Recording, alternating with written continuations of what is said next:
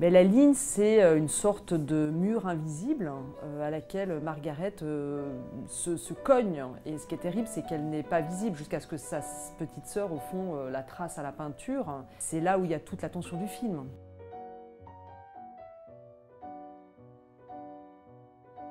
Et c'est vrai qu'au fond, cette ligne, c'est une mesure d'éloignement, mais c'est aussi une ligne de rapprochement, puisque cette mise à distance permet d'une certaine manière de rapprocher les membres de sa famille autrement.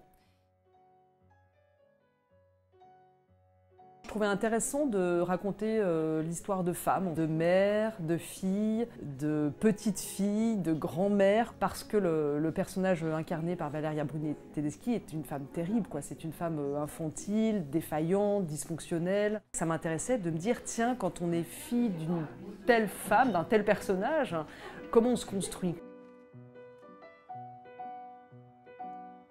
On a été voir avec Ursula en début d'écriture une association à Genève dont on parle peu, mais en fait qui ne s'occupe que de femmes violentes pour essayer d'avoir un peu des clés. Et puis à un moment, c'est vrai qu'on a évoqué le côté un peu borderline de Margaret. C'était dit aussi à un moment, dès qu'on la touche, ça part. Et donc elle n'a pas les mots, elle a les gestes. Et Margaret, c'est un personnage de l'instant.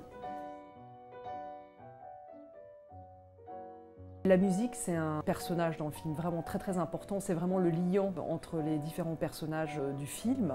La musique, c'est le seul héritage positif que Margaret elle a reçu de sa mère. Je pense que c'est un endroit de refuge. Les mélodies qu'elle compose, la façon qu'elle a de les chanter, amènent vraiment un grand contraste avec ce qu'on peut voir d'elle de l'autre côté.